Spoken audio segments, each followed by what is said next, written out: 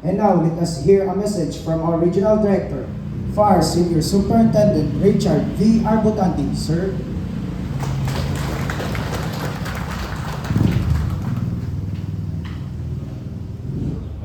Commander, kumantikas na yun.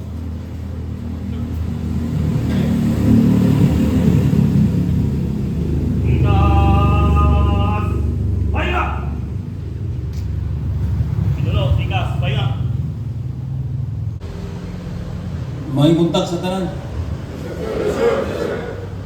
Bago lang ko nakabalik, no, kay nag-attend ko sa 35th Bureau of Protection Anniversary sa National Headquarters.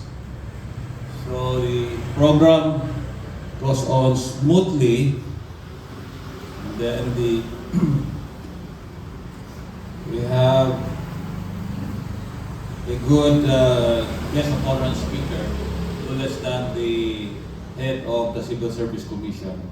Though ang iyahang speech is lengthy, pero full of substance. I think this is broadcast through YouTube, and it is also available sa national sa Facebook page ng Bureau of Fire Protection. Gusto ta na kung baon pangayoon itong iyahang kopya sa mga 6 pages. Naulaw lang kopya. Bisod ko o libot. Another thing, dito sa National Headquarters, atong iampo ang atong OIC Fire Chief Superintendent Alberto Rico D. Cuancho, because he is moving heaven and earth. It's a dramatic expression na buhaton niya ang tanan para sa kayuhan sa atong bureau. Isa na is gaikot siya, naglabi siya sa mga congressmen, senators, para masuportahan ang atong mga programa. Unsa mo to atong mga programa? Number one is ma-realize atong 57 years old na retirement. But I think dili na ako na makakasan. Kasi next year, 57. Another thing is kini 4-star. 4-star. So, yan pong ikutot siya para because nakalanap na ito. Kahit hindi na po dapat na 4-star ay compared sa U4 o compared sa Coast Guard, daghan ang personnel sa Bureau of Fire Protection. There are around 43,000 nationwide.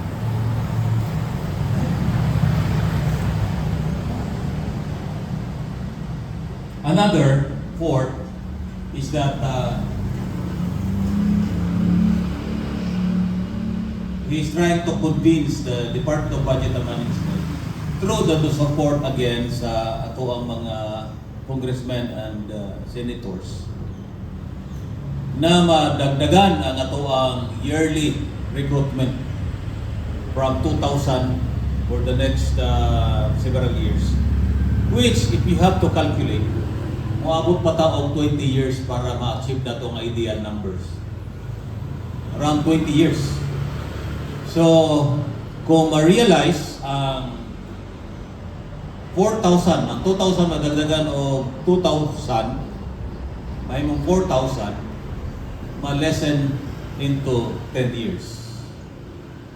You know, because of the persistence and the perseverance and working with gusto, no?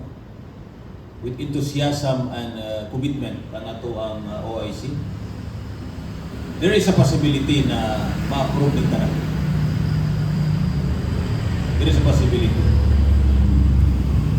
Kailang ang matabang nato sa ato ang OIC and the rest of the officers in the National Headquarters who also doing their vigil, because I know well this person, si OIC.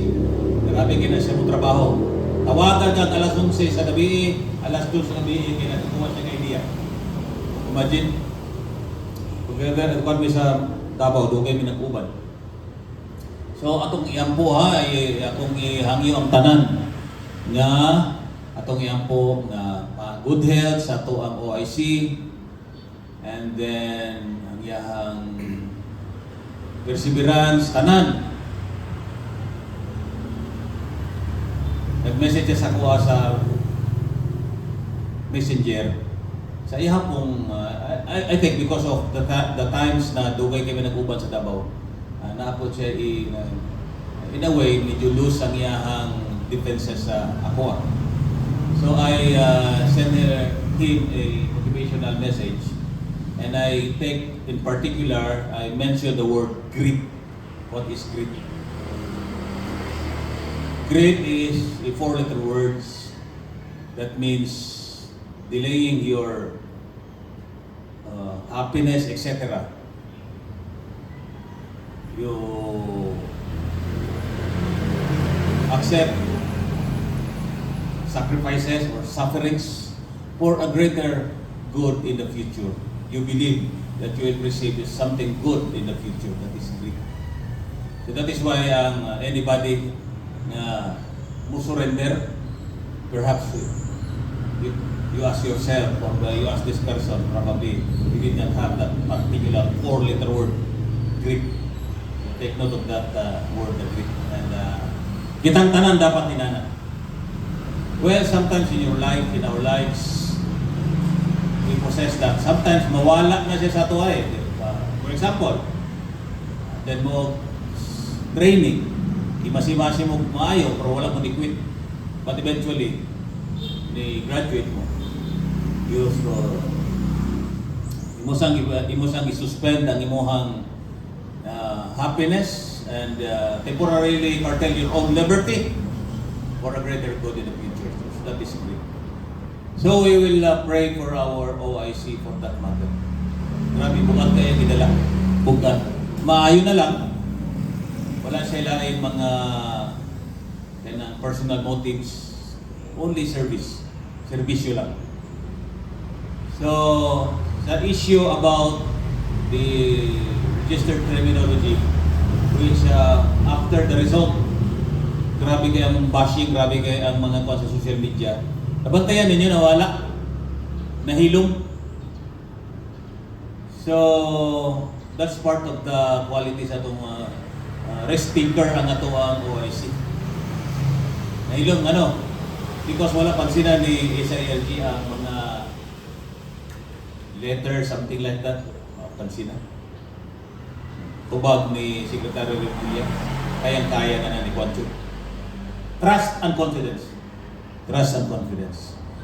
So, nalipay po ko nga inana na itabo sa itong OIC because not just siya ang senior officer, but may pinagsamanin kami in the personal level.